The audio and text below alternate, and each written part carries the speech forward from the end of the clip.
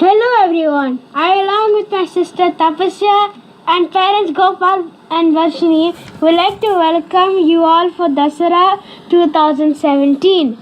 This year the thematic presentation in our Golu is the great Indian epic Ramayana composed by the sage Valmiki. We have exhibited here the dolls for all the important aspects of Ramayana, and I am very happy to provide this narrative to explain the significance of those elements of Ramayana. Please forgive me for any mistakes committed. Let us begin now. Sri Rama is the incarnation of Lord Vishnu and one of his Dasavatars. In Tirida Yuga, Brahma and other devas went to Lord Mahavishnu at Vaikuntham and pleaded that the cruelties of Lanka's Ravana had become limitless and there is no protection for ladies and the lives of sages.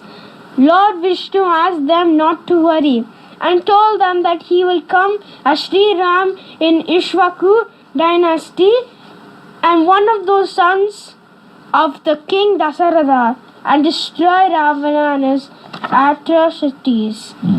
In Ishvaku dynasty, King Dasaratha ruled over the kingdom of Ayodhya on the banks of river Sarayu. Ayodhya was a prosperous land and its people were happy and peaceful and they loved their king. Though the king had 3 wives, he did not have any children, and on the advice of his chief priest Vashishta, the king conducted Putra Kameshti Yagam to obtain the boon from the gods. The gods were pleaded and handed over the king a pot full of paisam, which he shared with his 3 wives, Kausalya, Kaikeyi and Sumatra. In time, the 3 queens gave birth to 4 sons. Kausalya had Rama, Kaikeyi had Bharata, and Sumatra had the twins Lakshmana and Shatrughan. And the whole kingdom rejoiced. In the first exhibit here, you can see the festivities of birth of Rama. He was born on a Navami day in star Punarvasu. The citizens of Ayodhya rejoiced and celebrated the occasion, and Ayodhya became Vaikuntham. One day, sage Vishwamitra came to Dasaratha and asked him to send Rama to forest to kill a female demon who had continuously disrupting the fire sacrifices of the sages. Dasaratha sent both Rama and Lakshmana with the sage Vishwamitra. Vishwamitra took them to a dense forest area where he performs his fire sacrifices.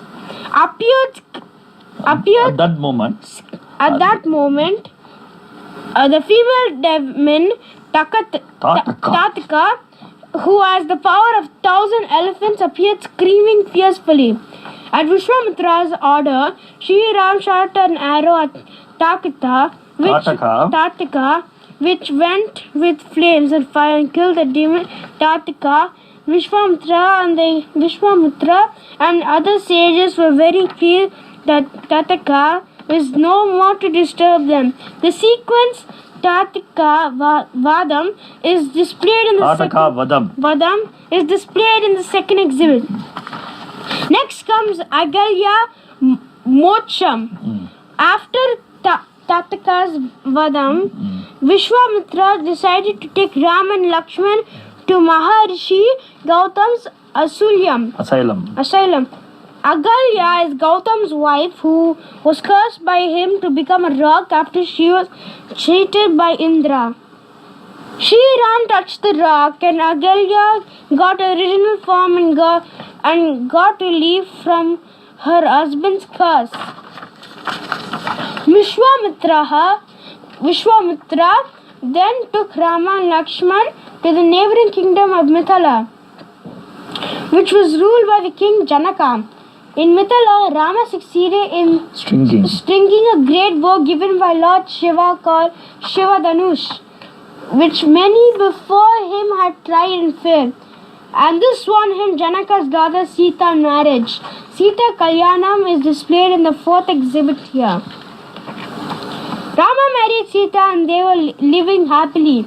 Dasaratha decided it was for Rama to become the king of Ayodhya, and everyone was pleased as Rama was a kind prince. However, Kaikeyi's maid Mantara alias Kuni, which means a woman with hunchback, was not happy, and she wanted her queen's son Bharata to become the king.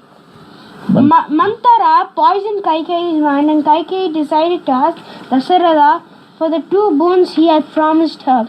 Kaikeyi asked Dasaratha to make Bharata the king and send Rama away for the forest for 14 years.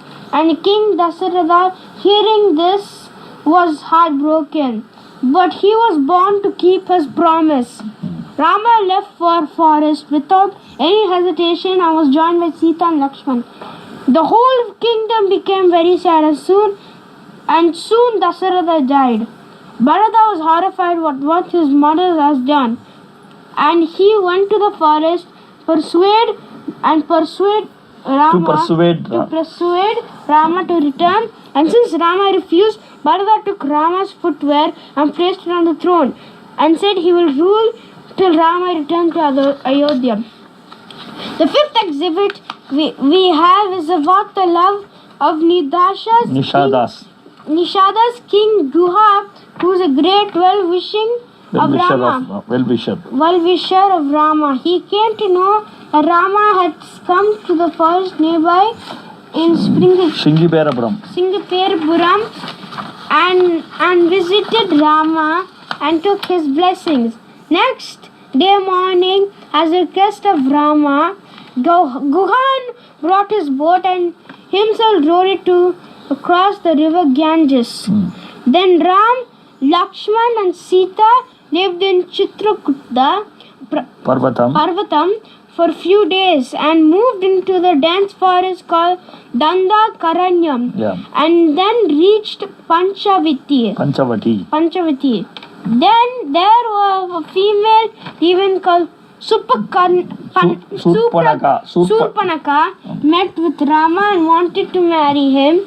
And when Rama refused, she asked Lakshmana to marry her. And then Lakshmana cut her nose. Surpanaka went to his brother Ravana, the king of Lanka, and asked him to punish them for insulting her.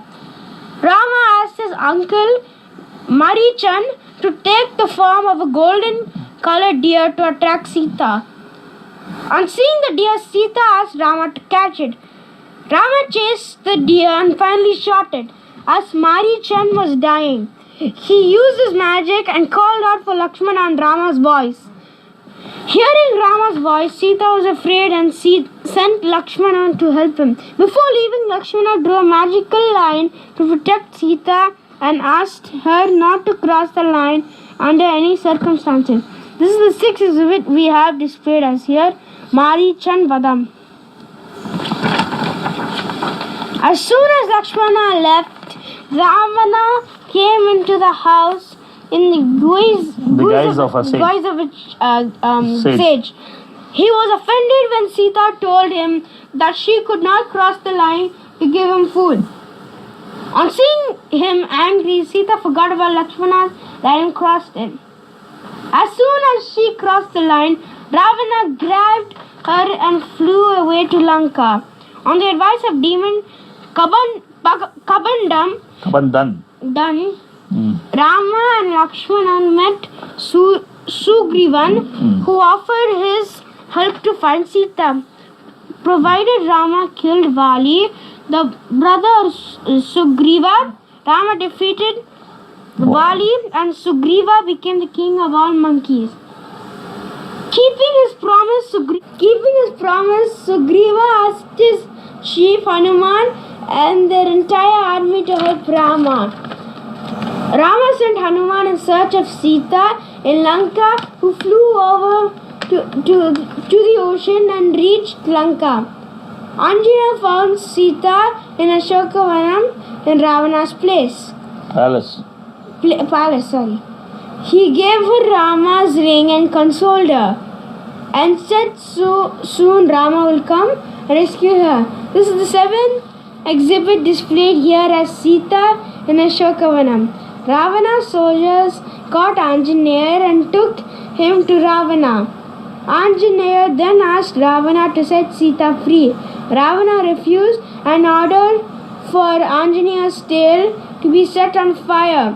Anjaneya flew high over the Lanka city and left many parts of the city in flames.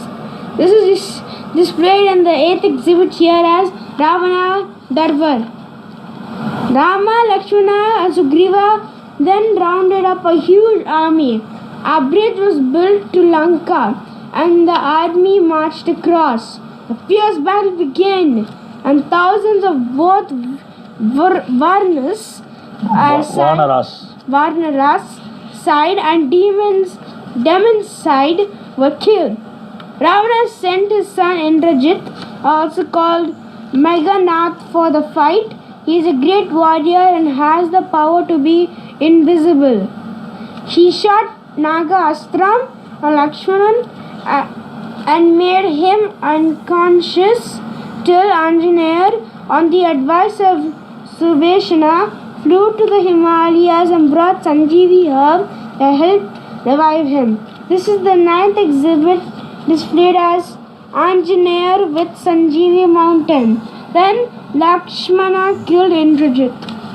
Ravana's army was losing, and so Ravana called for help from his brother Kumbhakarna, who had the habit of sleeping for 6 months at a time. After eating a mountain of food, he appeared on the battlefield, striking terror. Rama killed Kumbhakarna. These are 10th and 11th exhibits here displayed as Kumbhakarna in slumber and Kumbhakarna on feast. After losing Indrajit and Kumbhakarna, Ravana and Rama came face to face, and it took many days before Rama could finally kill Ravana with a weapon given by the gods. Rama Lakshmana being carried by Anjaneya is displayed here as the 12th exhibit. Finally, Rama and Sita were united, and the 14 years exile was over, and they returned to Ayodhya. And the whole of Ayodhya rejoiced and came out to receive them. And then Rama was crowned as the king of Ayodhya, and this is displayed in the final exhibit as Sri Rama Pattabhishegam. Rama ruled Ayodhya for many years, and people live happily with prosperity and peace. Friends, that's the end of Ramayana. I hope you enjoyed seeing all the exhibits and hearing to my commentary too. Thanks for visiting our Golu. Have a good evening. Bye.